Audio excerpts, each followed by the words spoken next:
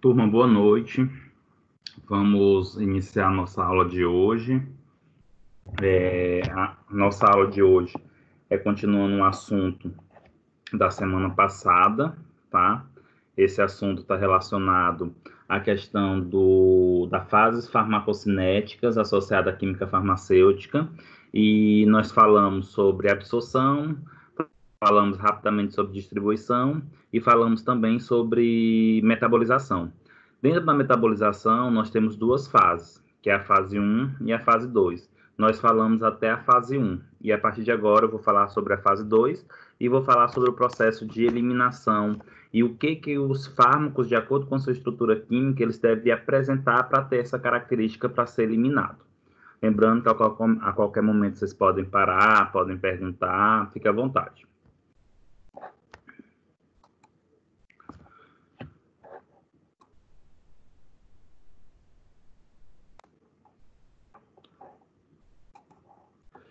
O que acontece, turma? Os medicamentos, para eles serem eliminados de modo geral, né? O medicamento, quando você ingere, que ele é absorvido, que ele chega na corrente sanguínea, depois que ele exerce o seu efeito, ele tem que ser eliminado do organismo. Ele não pode permanecer constantemente no organismo, porque isso pode levar a lesões a receptores, às células, alterações de receptores e algumas complicações. E, de modo geral, como é que acontece o processo de eliminação dos fármacos? Os fármacos eles são eliminados por algumas vias, pode ser ela pulmonar, intestinal, sanguínea, rins, que é o principal local. O sistema renal é o principal local de eliminação dos fármacos. Contudo, para o fármaco ser eliminado, ele tem que ter algumas características. Que características são essas? Lembra que quando eu comentei com vocês sobre a absorção, eu falei que os fármacos, para serem absorvidos, eles têm que ter algumas características físico-químicas. E essas características físico-químicas influenciam no processo de absorção. De que maneira? Se o fármaco ele tem perfil lipossolúvel, ele vai ser mais fácil de ser absorvido pelas células, né? Pelo trato gastrointestinal. Se o fármaco tem um perfil ácido, melhor absorvido no estômago. Se tem perfil básico, melhor absorvido no intestino. E, contudo, se o fármaco ele tiver esse perfil lipossolúvel, que facilita o processo de absorção, ótimo. Mas na hora de eliminar, o medicamento que tem um perfil lipossolúvel, ele vai ter dificuldade de ser eliminado pelo sistema renal, porque os rins, ele filtra o sangue, leva à produção de urina. Então, o sistema renal, os túbulos ocos dos rins, ele tem característica hidrossolúvel. Se o fármaco tiver um perfil lipossolúvel, vai ter dificuldade na sua eliminação. Nesse contexto, o organismo, através do processo de metabolização dos fármacos, tem a capacidade de deixar as substâncias lipossolúveis, fármacos lipossolúveis, em fármacos hidrossolúvel mais hidrossolúvel, facilitando o processo de eliminação. E como é que esse processo de eliminação acontece? De metabolização acontece? Por duas reações, ou por duas etapas, que é a reação de fase 1 e a reação de fase 2.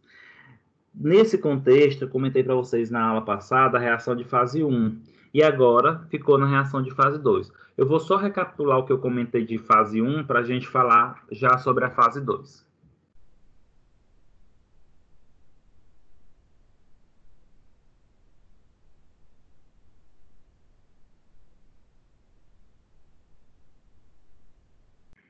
Em relação à fase 1, turma, nós temos alguns aspectos. A fase 1 acontece através da participação de enzimas do citocromo P450, que tem grande quantidade no sistema hepático.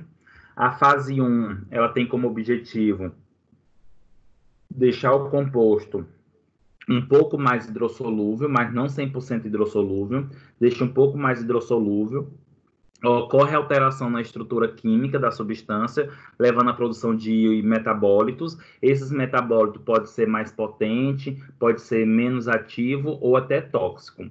Isso daí seria a reação de fase 1. E a reação de fase 1 acontece através de algumas reações químicas, que é oxidação, redução, hidrólise, ciclização, deciclização. E quando o fármaco, mesmo quando passa pela reação de fase 1, ele não consegue ficar hidrossolúvel, Aí, consequentemente, ele pode passar pela fase 2, que a fase 2 ela já tem uma outra característica. Não envolve enzimas, teoricamente, acontece também no fígado, mas a fase 2 ela acontece através de um processo chamado conjugação. O que seria essa conjugação? Eu tenho um composto, esse composto é produzido pelo nosso corpo, é um composto sintético produzido pelo nosso organismo, então é um composto endógeno. Esse composto endógeno ele vai se ligar ao metabólito, vai se ligar ao fármaco, conjugando, é uma ligação. Quando isso acontece, o fármaco ou o metabólito em que sofreu o processo de conjugação, ele fica 100% hidrossolúvel e inativo, ou seja, ele fica pronto para ser excretado, ele fica pronto para ser eliminado.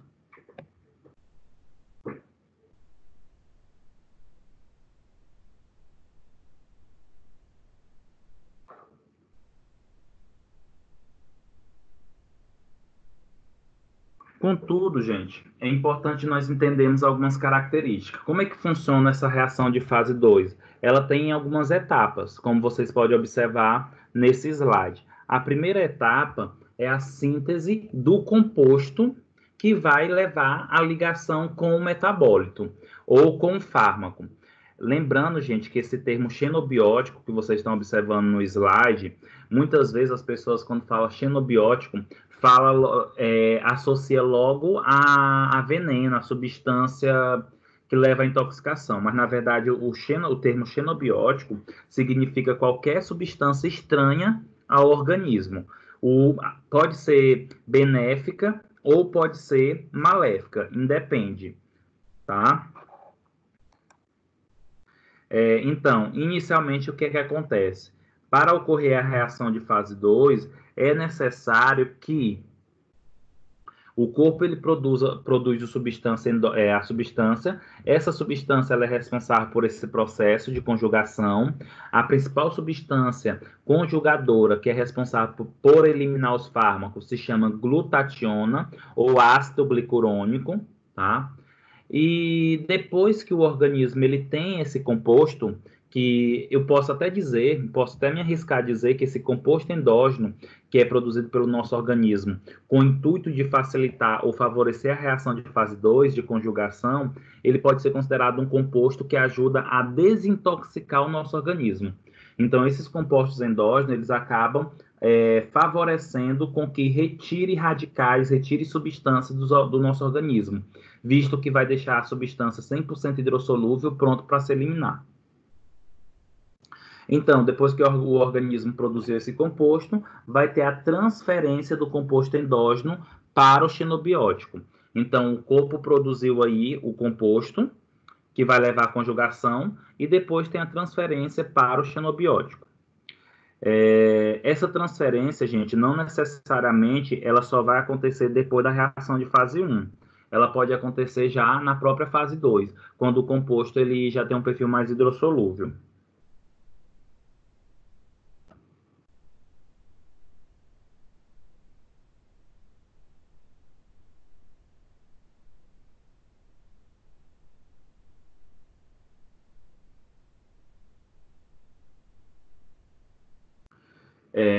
A reação de fase 2, adequadamente, gente, ela passa por alguns processos. Entre esses processos, nós temos, por exemplo, nós temos a participação de algumas enzimas. Essas enzimas, elas não vão facilitar o processo de metabolização, mas essas enzimas, como a glicoroniltransferase, a função dela é favorecer a transferência do composto endógeno para o fármaco, para o metabólito, facilitando o processo de eliminação, deixando ele mais hidrossolúvel. Se vocês observarem, o próprio nome da enzima, ela nos sugere qual a função dela. Glicoroniltransferase. Essa enzima ela tem a capacidade de transferir radicais glicoronil. Esse radical glicoronil vai deixar o fármaco, o metabólito, mais hidrossolúvel, pronto para ser eliminado. A glicoroniltransferase ela é uma enzima, gente, encontrada em mamíferos, e a função dessa enzima é facilitar o processo de transferência do ácido glicurônico ou da glutationa para o radical, para o metabólito que deve ser eliminado. Lembrando que essas etapas de reação de fase 1 e reação de fase 2, elas devem ocorrer para facilitar o processo de eliminação e excreção pelo sistema renal.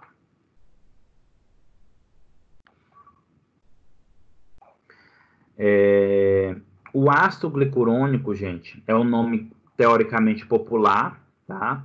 É o nome comum, que esse ácido glicurônico, ele é um ácido chamado ácido uridinil difosfato glicurônico, em outras palavras, chamado ácido glicurônico. Essa enzima glicuroniltransferase, ela tem a capacidade, né, de formar o que nós chamamos de glicoronatos. O que seria esses glicoronatos? São um composto que foi conjugado com o ácido glicurônico, e esses compostos, uma vez conjugado com o ácido glicurônico, ele vai ficar mais polar, ou seja, ele vai ficar mais hidrossolúvel, facilitando o seu processo de eliminação.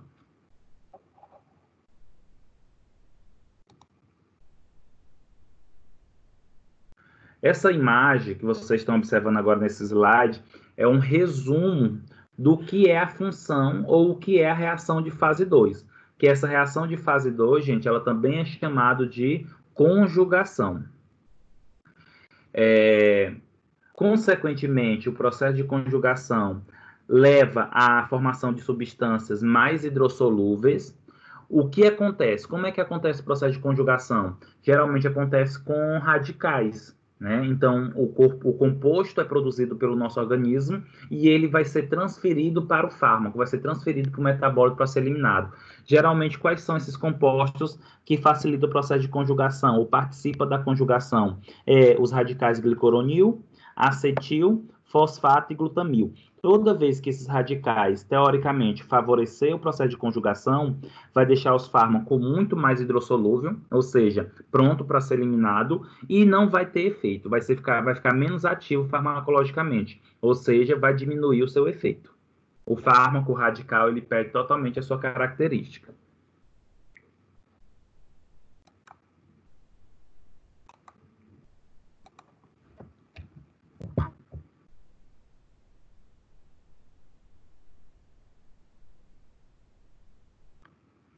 Nesse sentido, turma, nós finalizamos essa parte que envolve a metabolização e nós vamos para a última parte do aspecto farmacocinético relacionado à química farmacêutica, que é a excreção renal. Na verdade, é a excreção, não necessariamente precisa ser só a renal, tá? Mas lembra que uma das etapas que está relacionada à farmacocinética é a eliminação de fármacos. Geralmente, o termo mais usado é eliminação, não é nem tanto excreção, é mais eliminação, tá?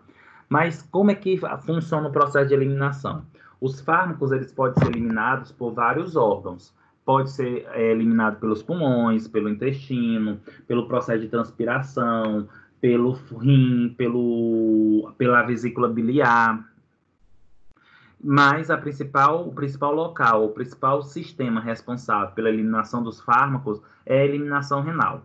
Vamos entender um pouco como é que funciona. De antemão, já adianto para vocês que quando se fala em eliminação de fármacos pelo sistema renal, esses fármacos eles precisam ter algumas características para ser eliminada. Principalmente, eles têm que ser hidrossolúvel, tá? Para ser eliminado pelo sistema renal. Então, como vocês podem observar, os capilares glomerulares. O que seriam esses capilares glomerulares? São um emaranhado de veias, de arteríolas, que chega até os rins, levando o sangue. Essas arteríolas, elas vão levando o sangue, elas vão entrar no glomérulo e vão facilitar o processo de eliminação, de filtração. Então, tudo que precisa ser eliminado, tudo que precisa ser limpo, extraído do sangue, vai ocorrer o processo de filtração e vai colocar essas substâncias dentro dos túbulos renais para ser eliminado. Os capilares glomerulares, eles têm grandes poros, ou seja, isso facilita que substâncias hidrossolúveis seja facilmente excretada, colocada no sistema renal. Contudo, nós temos que tomar atenção aí quando se fala assim, xenobióticos ligados a proteína.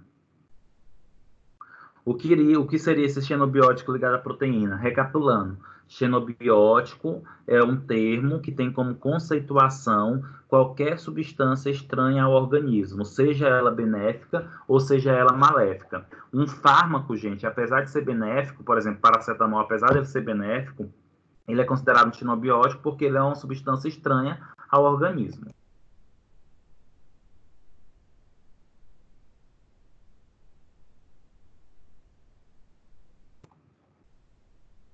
E aí é importante nós compreendermos que toda vez que uma substância ela está ligado ao xenobiótico, desculpa, toda vez que um fármaco ou metabólico está ligado à proteína, possivelmente esse fármaco ou esse metabólico ele não vai conseguir ser eliminado, porque a proteína é uma molécula, é uma macromolécula, é uma molécula grande. E aí, se o fármaco está ligado à proteína, a proteína não consegue ser filtrada, a proteína não consegue ir para os rins. E aí, o fármaco ligado a ela, consequentemente, não vai ser eliminado. Tem esse aspecto aí. E pensando quimicamente, tem alguns fatores que influenciam essa ligação dos fármacos à proteína. Esses fatores são lipossolubilidade. Então, quanto mais lipossolúvel o fármaco for, maior afinidade ele vai ter pela proteína, porque ele precisa de uma substância que facilita o processo de circulação dele na corrente sanguínea, e a proteína é responsável por isso. E um outro fator é fármacos que têm perfil ácido, né? Ou seja, fármacos que têm característica ácida têm maior facilidade de se ligar às proteínas, porque as proteínas têm uma característica básica, né? E aí, nesse caso, os opostos se atraem. Como eu comentei anteriormente para vocês, fármacos lipossolúveis, eles não conseguem ser eliminados pelo sistema renal. Eles podem até chegar até os rins, mas quando estiver lá no processo de eliminação propriamente dito, lá no ducto coletor, esse fármaco lipossolúvel ele vai acabar sendo reabsorvido.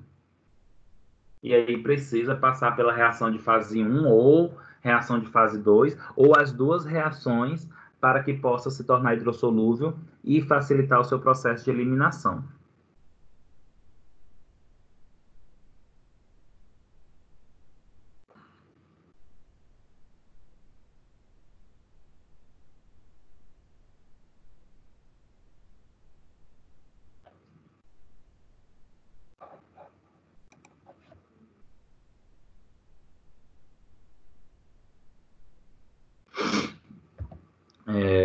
Esse slide ele só reflete o que eu tinha comentado anteriormente para vocês, tá? Então, os fármacos que estão presentes na corrente sanguínea, ele chega até o sistema renal, como vocês podem observar nessa imagem do lado direito, ele chega até o sistema renal pelo glomérulo, tá? Que é esse emaranhado de arteríolas que vocês podem observar aí, tem até o nome, glomérulos. Então, as substâncias que têm capacidade de serem filtradas, ou seja, aquelas substâncias que não estão ligadas às proteínas plasmáticas, as substâncias que não têm perfil lipossolúvel, mas sim hidrossolúvel, elas podem ser filtradas.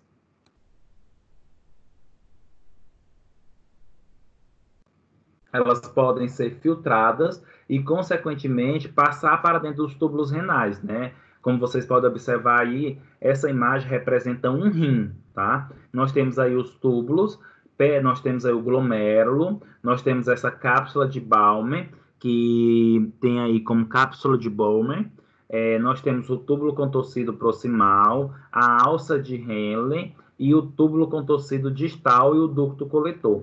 Tudo isso que eu falei agora para vocês são as punções ou como é dividido o rim. E aí as substâncias elas vão chegar no glomérulo, vão ser filtradas. Se elas tiverem perfil hidrossolúvel, vão ser filtradas. Se elas tiverem perfil lipossolúvel, possivelmente elas podem até entrar no túbulo renal, mas vão acabar sendo reabsorvidas, vão acabar voltando para a corrente sanguínea. Lembrando que fármacos ligados à proteína plasmática, que é esse PP, fármacos ligados à proteína plasmática, não tem condição de ser filtrada, não tem condição de ser eliminada.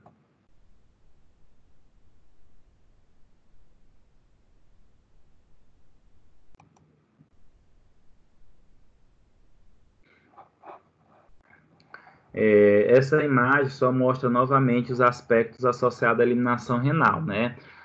Substâncias polares. O que seria substâncias polares? São substâncias com perfil hidrossolúvel. Então, substâncias hidrossolúveis vão ser excretadas, substâncias apolares, ou seja, com perfil lipossolúvel, vão ser reabsorvidas, não vão ser eliminadas. Aí é muito importante compreender esse aspecto, porque se as substâncias vão ser reabsorvidas, consequentemente, elas vão permanecer mais tempo no organismo. Então, aumenta a meia-vida plasmática. Aumentando a meia-vida plasmática, não vai diminuir o processo de eliminação. Então, o fármaco vai permanecer mais tempo no organismo. E muitas vezes, esse fármaco que permanece mais tempo no organismo, ele pode levar a alguns efeitos adversos, tá? Porque ele vai se acumular e isso pode levar a alguns efeitos adversos. E lembra, toda vez que o fármaco estiver ligado à proteína plasmática, vai ter dificuldade de sua eliminação, porque a proteína é uma macromolécula e tem dificuldade no processo de eliminação.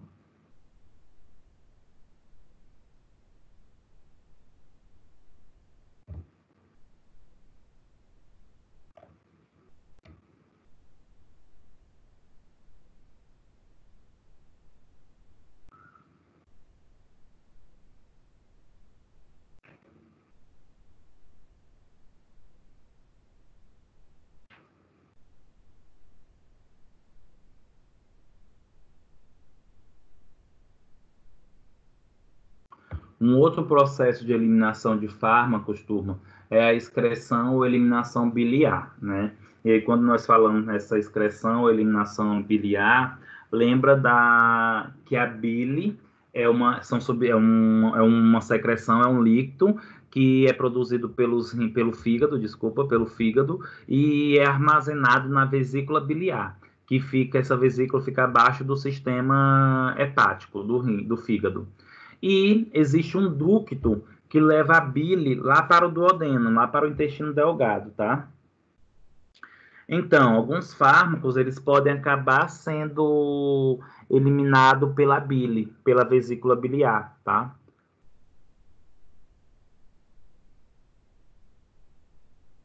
Geralmente, as substâncias que são eliminadas pela bile são substâncias de baixo peso molecular, aliás, são substâncias de baixo peso molecular, não são secretadas pela bile, porque tem tendência de permanecer mais no sangue e ser filtrado nos rins. Substâncias conjugadas com a glutationa e com ácido glicurônico são excretadas em grandes quantidades, né? Então, quando os fármacos que passam pela reação de fase 2 podem acabar sendo eliminados pela bile, através da vesícula biliar. E é importante nós compreendermos uma coisa, que essa excreção biliar, apesar de ela existir, apesar dela ser importante, essa excreção biliar, ela tem alguns pequenos problemas associados a ela. O que é que acontece? O fármaco, ele vai para a vesícula biliar, ele vai lá para a bile. Quando ele é excretado no intestino. E muitas vezes esse fármaco, quando ele tem um perfil muito lipossolúvel e é excretado no intestino, o que é que vai acontecer com esse fármaco? Ele vai ser reabsorvido de novo. Ele vai ser reabsorvido para a corrente sanguínea. Então, isso é o que nós chamamos de ciclo enterohepático. E aí, muitas vezes, esse fármaco vai acabar aumentando a meia-vida biológica, tá? Por quê? Porque esse fármaco, em vez de ser eliminado pelo intestino nas fezes, ele acaba voltando para a corrente sanguínea. Então, ele pode ter uma eliminação, uma pseudo-eliminação. Ele vai para a bile, é secretado no intestino delgado, mas em vez de ser eliminado nas fezes, ele acaba sendo reabsorvido, porque ele pode ter um perfil lipossolúvel.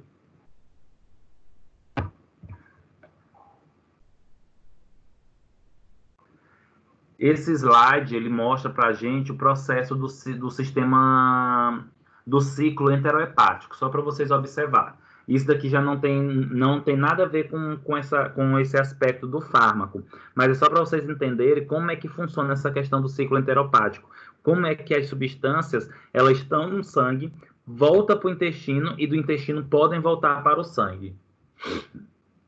Então, nós temos aqui um exemplo, a degradação da hemoglobina, lembrando que é do lado esquerdo, lembrando que a hemoglobina é uma proteína que está presente dentro das hemácias, tá? E aí, o que é que vai acontecer? Essa hemoglobina, ela vai ser transformada em bilirrubina conjugada, ela vai ser conjugada. Essa bilirrubina, aliás, a hemoglobina vai ser retirada, ou vai aparecer na corrente sanguínea por destruição das hemácias, né? Então a hemoglobina fica solta no sangue. A bilirrubina, ela no sangue, ela não está conjugada. Quando ela chega até o fígado, essa bilirrubina, ela vai ser conjugada. E essa bilirrubina conjugada, ela vai lá para a vesícula biliar, vai lá para a bile. E aí lá na bile, ela vai ser secretada no intestino. E essa bilirrubina conjugada vai dar origem ao estercobilinogênio. Esse estercobilinogênio é o que vai dar a coloração amarela às fezes. E aí esse estercobilinogênio, ele pode ser reabsorvido pela veia do sistema porta-hepático, que é esse sistema de sangue, de veias que circunda as vísceras. E aí o estercobilinogênio, sendo reabsorvido, ele volta para o fígado e do fígado ele vai para o sistema renal, se transformando em urobilinogênio, que dá a característica amarela à urina. Esse sistema aqui é só para vocês entenderem que todo fármaco que ele é excretado pela vesícula biliar, ele pode ter esse processo aí de reabsorção pelo ciclo enterohepático, principalmente se ele tiver um perfil lipossolúvel.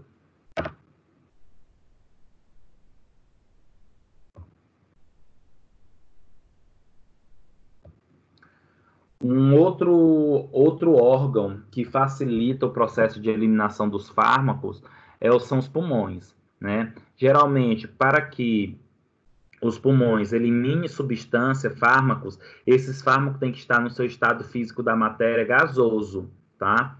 E aí, quando nós falamos nesse estado físico da matéria gasoso, quimicamente ele precisa estar em forma de aerosóis, ou essas substâncias têm que ter um perfil volátil, tá? Então, assim, nem toda substância vai poder ser eliminada pelos pulmões, porque muitas vezes a substância ela não consegue ter o processo de transformar-se em uma substância gasosa.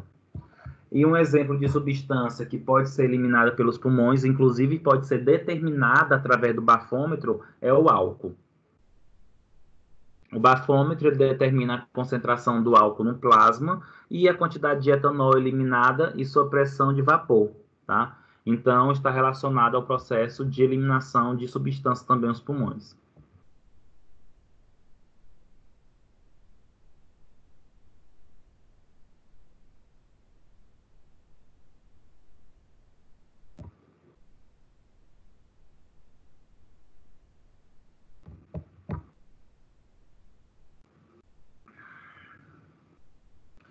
Assim, turma, teoricamente, nós finalizamos essa parte que envolve a relação da farmacocinética com a química farmacêutica, tá? E aí eu vou mostrar para vocês agora dois parâmetros que estão associados à característica farmacocinética, que acredito eu que todos aqui já ouviram falar, que é a meia-vida,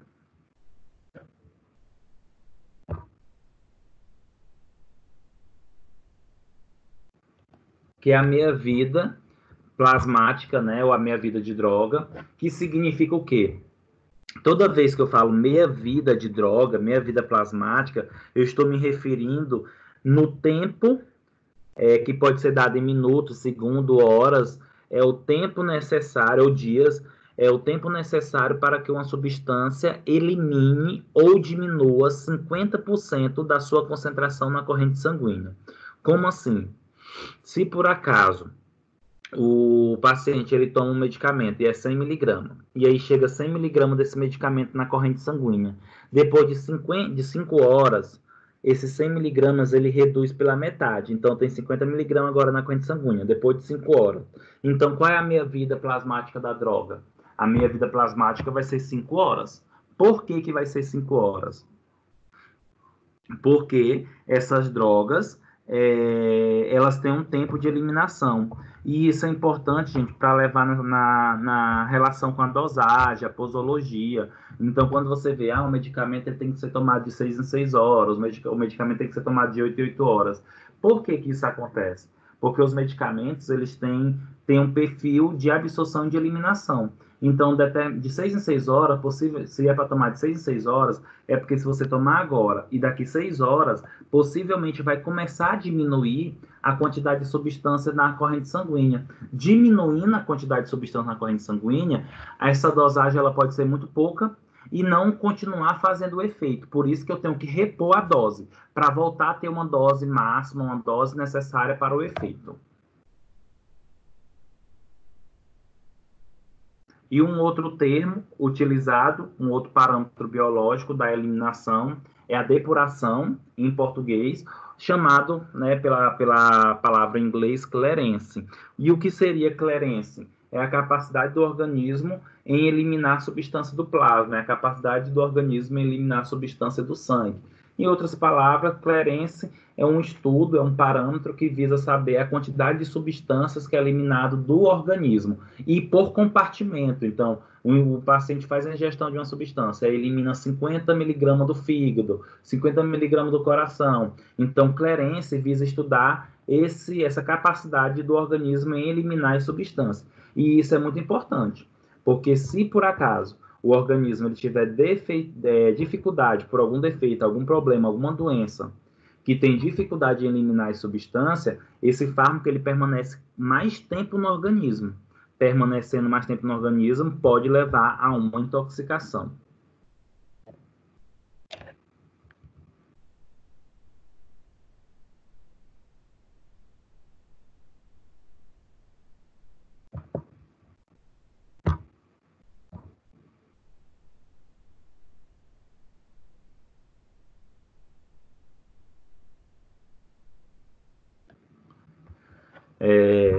Assim, nós finalizamos, né, essa parte que envolve a farmacocinética e a química farmacêutica, e nós estudamos vários aspectos associados ao fármaco, né, as questões físico-química, polaridade, solubilidade, questão de biotransformação, formação de metabólito e outros. E aí eu trouxe esse slide só para comentar para vocês a importância também da farmacodinâmica. Contudo, nós vamos ter uma aula só relacionada à farmacodinâmica com química farmacêutica. E aí, quando eu falo farmacodinâmica, bem simples, farmacodinâmica é a relação do fármaco com o organismo, ou o que o fármaco faz com o organismo. Então, tem a ver com o local de ação, com o mecanismo de ação e o efeito. E quando nós falamos em farmacodinâmica, nós não podemos esquecer de lembrar do receptor. O receptor, que é uma proteína, é um alvo proteico, como vocês podem observar nessa imagem, nesse slide, o receptor ele é responsável pelo encaixe da droga, né? Ele é responsável pelo encaixe da substância ao receptor e facilitar o processo de ação dessa substância. Nós vamos estudar ainda sobre isso. É tanto que nesse aspecto farmacodinâmico, nós vamos estudar o que nós chamamos aí de fármacos estruturalmente específicos e fármacos estruturalmente inespecíficos.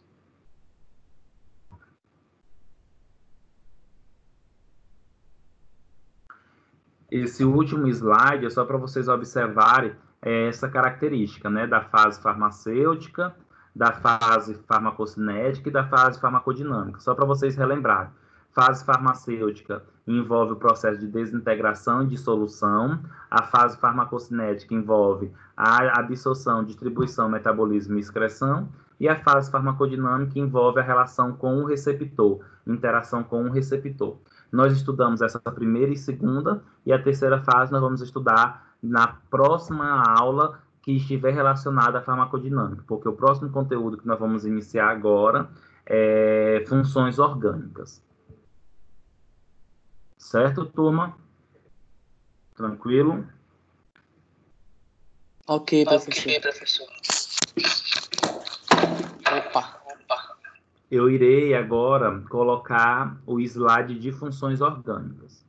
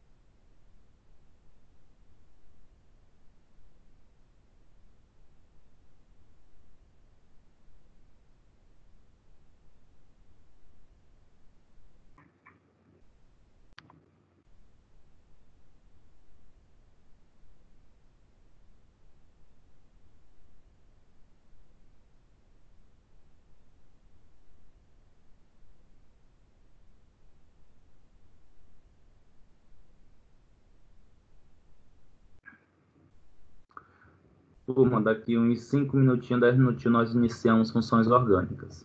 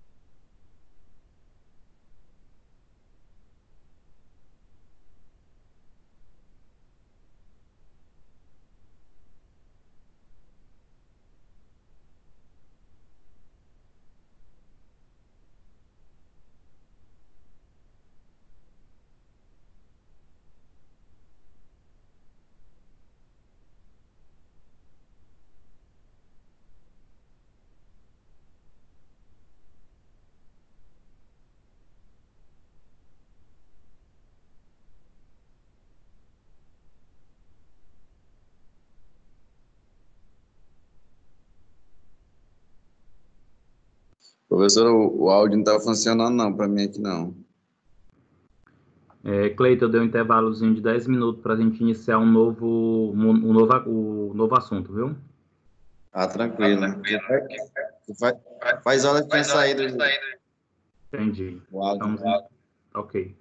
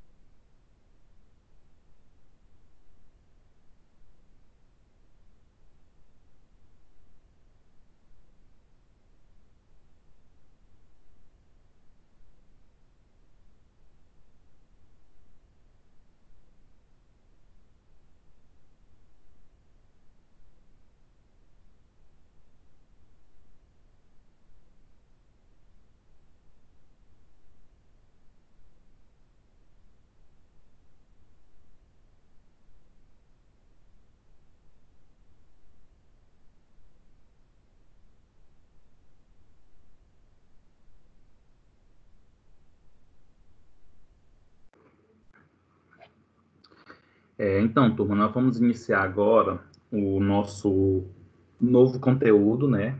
Que é funções orgânicas. Na verdade, eu vou recapitular algumas funções orgânicas importantes dentro da química farmacêutica relacionadas ao medicamento em si. Quais as principais funções encontradas nos medicamentos? Qual a importância dessas funções para esses medicamentos, para esses princípios ativos, tá? E aí nós vamos iniciar agora.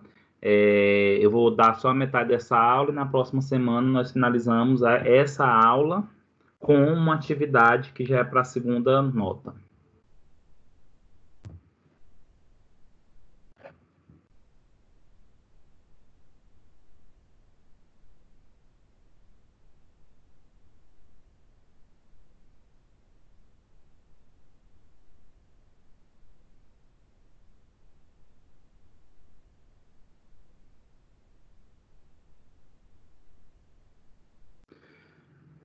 Função orgânica ou função química, de modo geral, né? O que seriam essas funções químicas?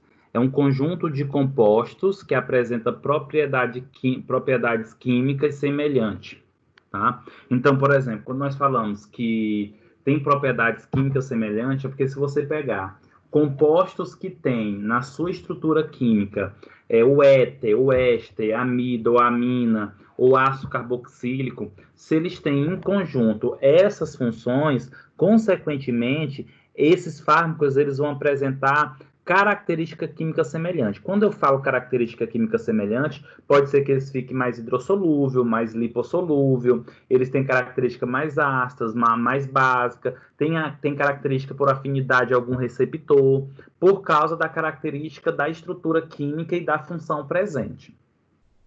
As funções químicas ou funções orgânicas, elas podem ter ela pode ser classificada de três maneiras. Elas podem ser simples, elas podem ser múltiplas ou ela pode ser mista. Quando eu falo simples, é quando o composto apresenta somente um grupo funcional na molécula. Como vocês podem observar aí, na classificação simples, nós temos a letra A.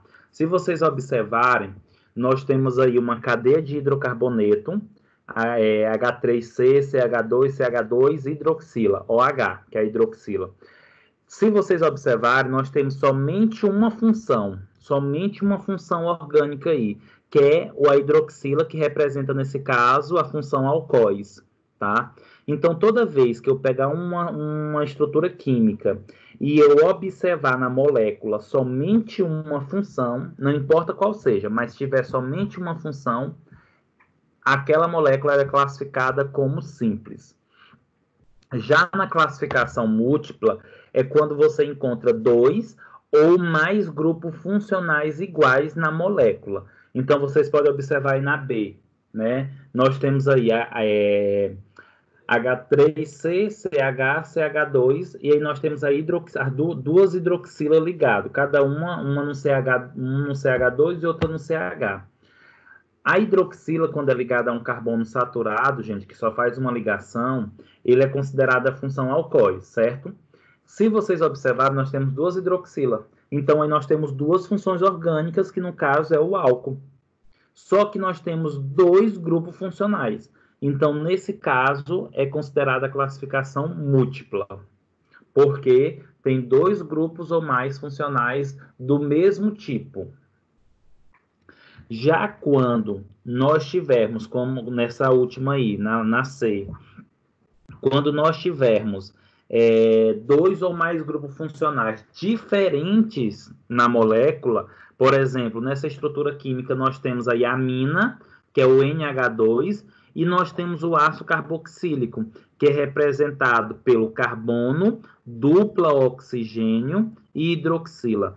Toda vez que vocês encontrarem carbono, dupla ligação oxigênio e hidroxila ligada a esse carbono, nós estamos falando da função orgânica ácido carboxílico.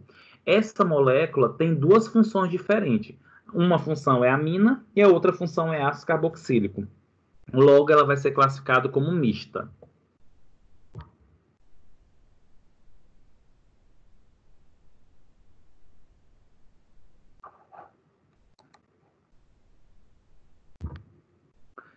Dentre as principais funções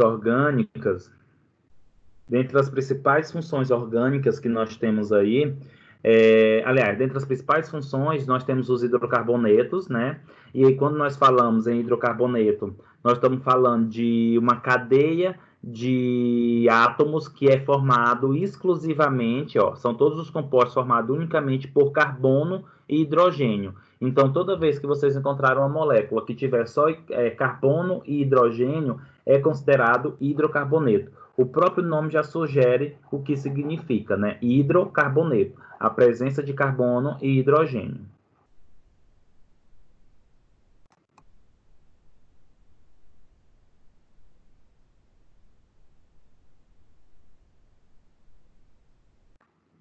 Só um momento, turma.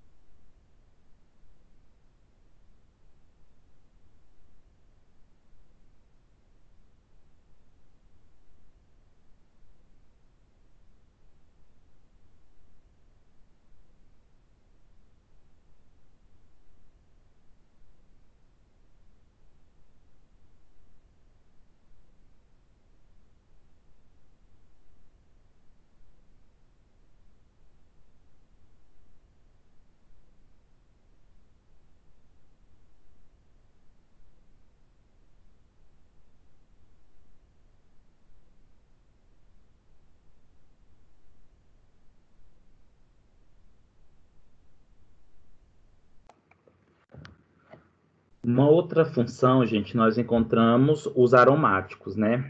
Primeira coisa, quando nós falamos em aromático, ele faz uma analogia muito interessante, aromático a aroma. Então, toda vez que vocês encontrarem, por exemplo, o anel aromático, que também pode ser chamado de anel benzênico ou anel benzeno, em uma estrutura química, significa que eles têm capacidade de ser volátil, eles podem volatizar, né? Eles podem ter capacidade de transformar-se em gás em si. E aí, quando nós falamos nesse anel aromático ou anel benzênico, nós vamos observar a estrutura na letra A. Toda vez que nós falamos em anel aromático, nós estamos falando de carbono com seis seis carbonos em uma cadeia cíclica, em uma cadeia fechada.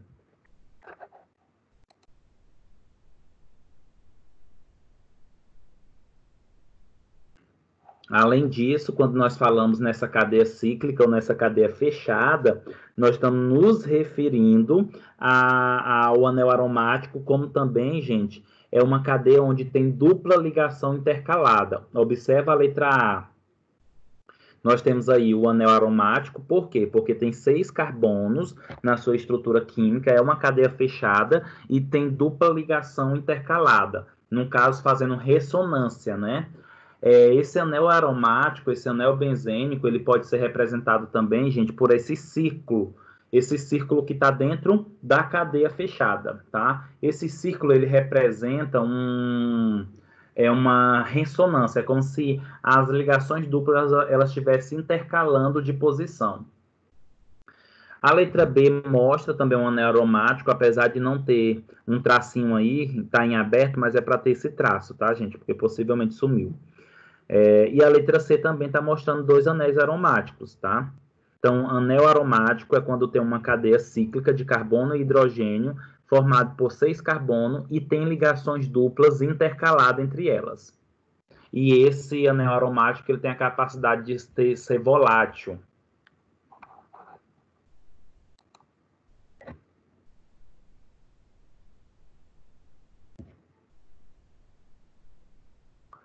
As funções orgânicas, elas podem ser também classificadas de acordo com a presença de heteroátomo, de acordo com a presença de átomos além de oxigênio, além de carbono e hidrogênio. As funções orgânicas, elas também podem ser classificadas de acordo com a presença de elementos, além de carbono e hidrogênio. Toda vez que nós tivermos uma função que tem oxigênio, significa que aquela função é considerada uma função oxigenada. E toda vez que nós tivermos uma função que na sua estrutura tem nitrogênio, ela vai ser chamada de função nitrogenada.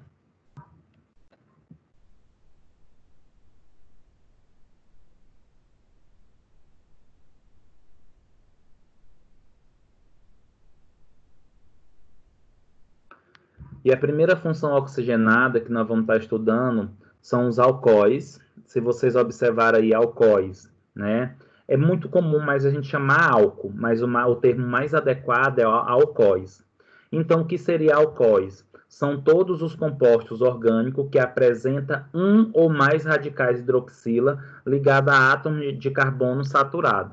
Observa na imagem, na letra B, no exemplo B. Nós temos aí uma hidroxila, e essa hidroxila está ligada a um carbono, e esse carbono ele faz ligação simples, ou seja, ligação saturada. Então, se vocês encontrarem hidroxila ligada a um carbono que faz ligação simples, significa que é um álcool, significa que é uma função alcoóis. E aí nós temos uma imagem aqui de onde nós podemos encontrar, por exemplo, a função alcoóis.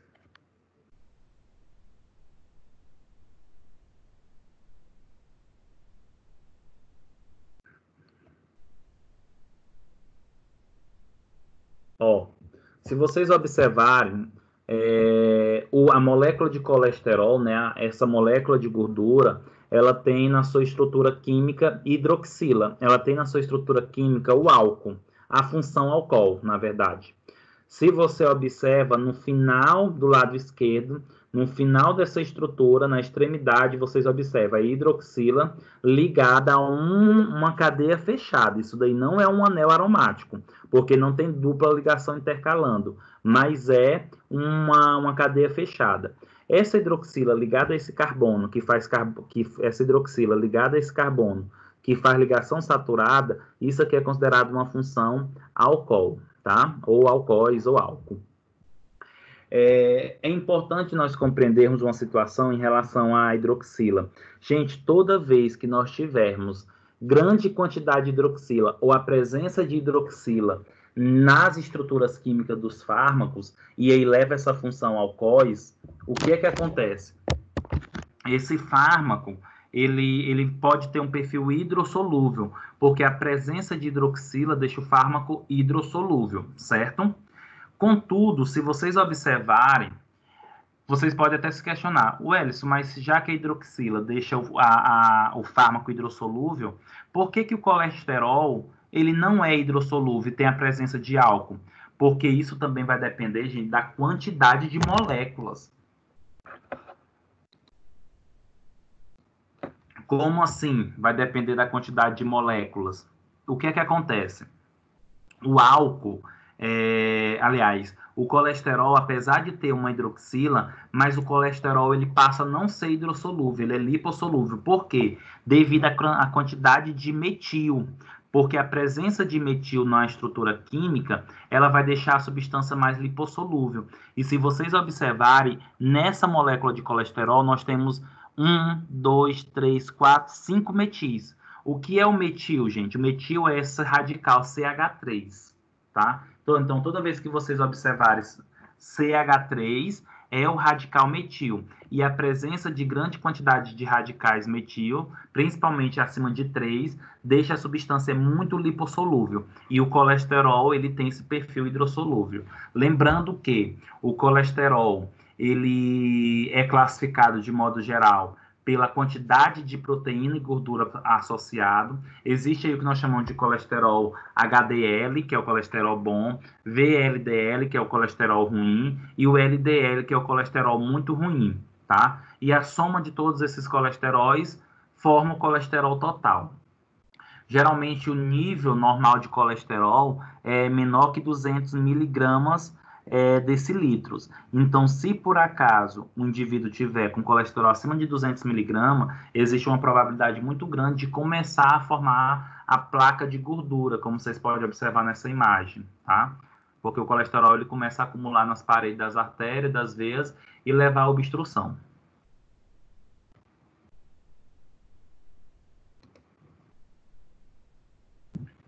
Uma outra função orgânica, uma outra função oxigenada, porque tem a presença de oxigênio, são os fenóis, tá? Toda vez que vocês encontrarem um anel aromático, um anel benzênico, tá?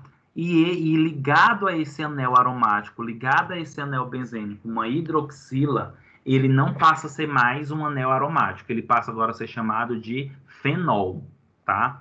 Passa a ser chamado de fenol. Fenol é a presença de hidroxila ligada a um anel aromático, como vocês podem observar aqui, ó. E, gente, o fenol ele tem também essa capacidade de ser volátil, tá?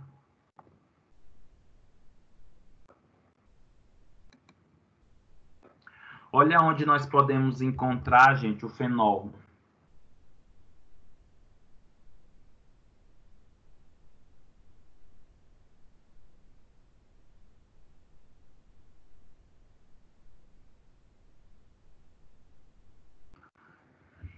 Se vocês observarem nessa imagem, eu estou falando aí do THC, tá?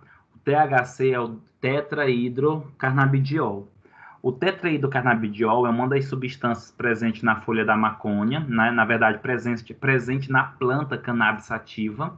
Esse THC é o composto que leva ao efeito alucinógeno, é o composto que leva aquele efeito paz e amor que a maconha pode favorecer, tá?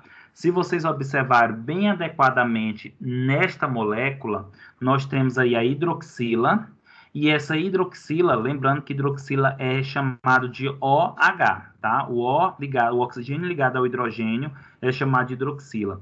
Observa que só tem uma aí, que é o hidrogênio e o oxigênio, que está ligada ao anel aromático. Então, isso daqui passa a ser chamado de fenol. Toda vez que tiver a hidroxila ligada ao anel aromático, é chamado de fenol. Lembrando que a maconha em si, ela é uma planta que não é legalizada sua comercialização no Brasil, apesar de já ter sido legalizado o uso dela e a extração de substância para tratamento de várias doenças. E já tem estudos que comprovam realmente a importância dessas substâncias para epilepsia, para dores crônicas, tratamento de câncer e outros, tá? Contudo, infelizmente, dependendo da maneira de uso, ela pode levar a alguns efeitos sobre o sistema nervoso central, que no caso pode levar à dependência química.